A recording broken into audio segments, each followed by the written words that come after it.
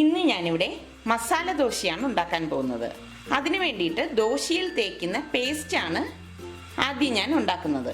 ഞാനിവിടെ ഒരു 20 വറ്റൽ മുളക് കുറച്ച് വെള്ളം ഒഴിച്ച് 5 മിനിറ്റ് തിളപ്പിച്ച് എടുത്തു വെച്ചിരിക്കുവാണ്.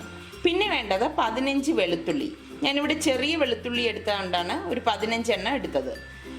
വലുതാണ് നിങ്ങൾ യൂസ് ചെയ്യണമെങ്കിൽ ഒരു 5 എണ്ണം മതിയാകും. പിന്നെ ഇതിലേക്ക് വേണ്ടി 2 ടേബിൾ സ്പൂൺ പൊട്ടുകടല വേണം. ഒരു മിക്സിയുടെ ജാർ എടുത്തിട്ട് അതിലേക്ക് എടുത്തു വെച്ചിരിക്കുന്ന കടലയും, അതായത് ഇത് വറുത്ത കടലയാണ്, വെളുത്തുള്ളിയും വറ്റൽമുളകും, ഞാനിവിടെ കാശ്മീരി ചില്ലിയാണ് യൂസ് ചെയ്തിരിക്കുന്നത്. കാശ്മീരി ചില്ലി ആകുമ്പോൾ എരിവ് കുറവായിരിക്കും. ഇനി ഇതിലേക്ക് ആവശ്യത്തിനുള്ള ഉപ്പും ഇട്ട് ഇത് നന്നായിട്ടൊന്ന് അരച്ചെടുക്കാം.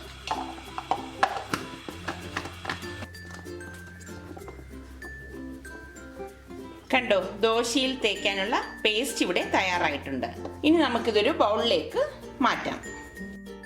ഇത് ബാക്കി വരുവാണെങ്കിൽ നമുക്ക് ഫ്രിഡ്ജിൽ അടച്ച് സൂക്ഷിക്കാവുന്നതാണ്.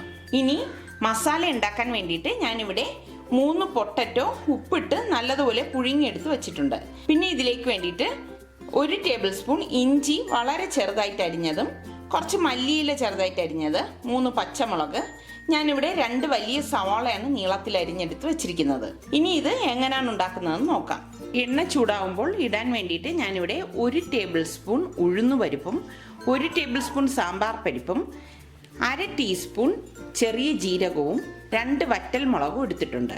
പാൻ ചൂടാകുമ്പോഴേക്ക് ഇതിലേക്ക് നമുക്ക് ഓയിൽ ഒഴിച്ചു കൊടുക്കാം. ഏകദേശം ഒരു 3 ടേബിൾ സ്പൂൺ ഓയിൽ ഇതിലൊഴിച്ചാൽ മതിയാകും. ഓയിൽ ചൂടായി വരുമ്പോഴേക്ക് 1/4 ടീസ്പൂൺ കടുകിട്ട് പൊട്ടിച്ചു കൊടുക്കാം. കടുക് ഇവിടെ പൊട്ടി വരുമ്പോഴേക്ക് എടുത്തു വെച്ചിരിക്കുന്ന ചെറിയ ജീരകവും ഉഴുന്നുപരിപ്പും സാമ്പാർ പരിപ്പും കൂടെ ഇതിലേക്ക് ഇട്ട് കൊടുക്കാം. ഇതൊന്ന് ചൂടായി വരുമ്പോഴേക്ക് പച്ചമുളക് ഇട്ട് കൊടുക്കാം. ഇനി ഇതിലേക്ക് ഈ അരിഞ്ഞു വെച്ചിരിക്കുന്ന സവാളയും ഇഞ്ചിയും പച്ചമുളകും കൂടി ഇട്ട് വഴറ്റി കൊടുക്കാം. പച്ചമുളകൊക്കെ ഓരോരുത്തരുടെ എരിവിനനുസരിച്ച് ചേർത്താൽ മതി.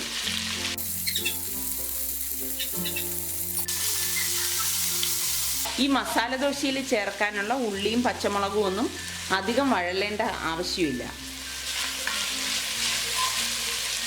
ഇതിലേക്ക് ഇനി പാകത്തിനുള്ള ഉപ്പിട്ട് കൊടുക്കാം.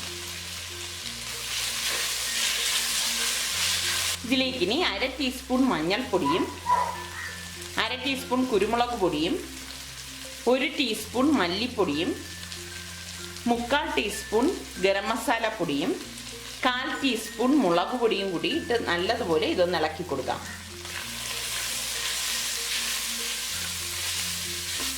നല്ലതുപോലെ പൊടികൾ ചേർത്ത് ഇളക്കിയ ശേഷം ഇതിലേക്ക് പുഴുങ്ങി വെച്ചിരിക്കുന്ന പൊട്ടറ്റോ ഉടച്ചിട്ട് കൊടുക്കാം.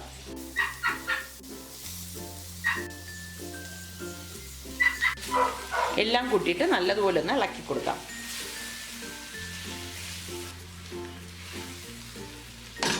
ഇനി ഇതിലേക്ക് അരിഞ്ഞു വെച്ചിരിക്കുന്ന മല്ലിയിലൂടെ ചേർത്ത് ഇളക്കിയ ശേഷം ഗ്യാസ് അങ്ങ് ഓഫ് ചെയ്ത് കൊടുക്കാം.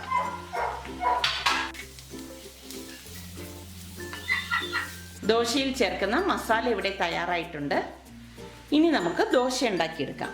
ഇത് ദോശമാവ് ഞാൻ ആട്ടിയെടുത്ത് വെച്ചിരിക്കുന്നതാണ്. ദോശമാവ് ഉണ്ടാക്കുന്ന വിധം ഞാൻ ഇതിനു മുൻപ് യൂട്യൂബിൽ അപ്ലോഡ് ചെയ്തിട്ടുണ്ട്. സലു കിച്ചൻ ക്രിസ്പി ദോശ ബാറ്റർ എന്ന് നിങ്ങൾ ടൈപ്പ് ചെയ്താൽ അത് കിട്ടും. ദോശപ്പാൻ ചൂടാകുമ്പോഴേക്ക് ഞാനിവിടെ നല്ലെണ്ണയാണ് എടുത്തിരിക്കുന്നത്. കുറച്ച് നല്ലെണ്ണ ഇതിലൊഴിച്ച് ഒന്ന് തേച്ച് കൊടുക്കാം. ഞാനിവിടെ ഒരു ദോശക്കല്ലാണ് ഉപയോഗിക്കുന്നത്, അതുകൊണ്ടാണ് നല്ലെണ്ണ ഉപയോഗിക്കുന്നത്. നോൺ സ്റ്റിക്കിൻ്റെ പാനാണ് ഉപയോഗിക്കുന്നതെങ്കിൽ എണ്ണ ഉപയോഗിക്കേണ്ട ആവശ്യമില്ല. കാസ്റ്റ് അയണിൻ്റെ പാനാകുമ്പോൾ നമ്മൾ ഓയിൽ ഉപയോഗിച്ചില്ലെങ്കിൽ അത് ഇളകി കിട്ടാൻ പ്രയാസമാണ്. കല്ലിവിടെ ചൂടായി വന്നിട്ടുണ്ട്. ഇതിലേക്ക് മാവ് ഒഴിച്ചൊന്ന് ചുറ്റിച്ചു കൊടുക്കാം.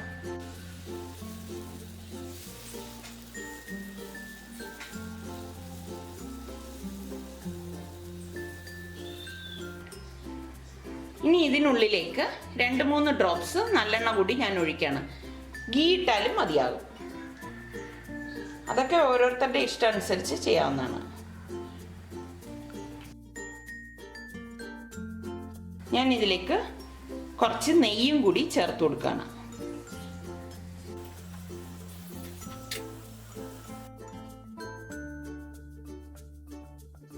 ഇതിവിടെ വെന്ത് വരുമ്പോഴേക്ക് നമുക്ക് ഈ ഉണ്ടാക്കി വെച്ചിരിക്കുന്ന ചില്ലി പേസ്റ്റ് ഇതിലേക്ക് തേച്ച് കൊടുക്കാം.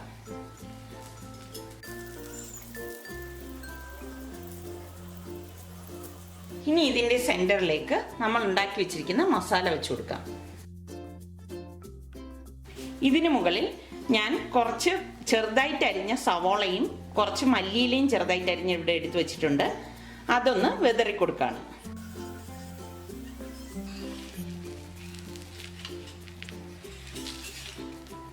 അതൊക്കെ ഒന്ന് ഫോൾഡ് ചെയ്ത് കൊടുക്കാം.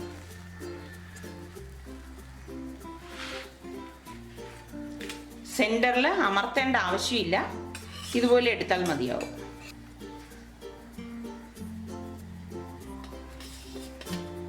ഇതുപോലെ ഈ ഇരിക്കുന്ന ദോശയെല്ലാം നമുക്ക് ചുട്ടെടുക്കാം.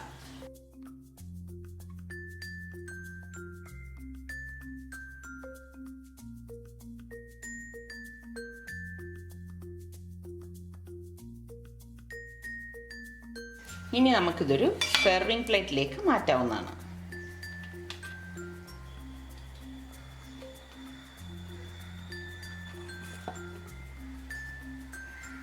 മസാല ദോശ ഇവിടെ തയ്യാറായി.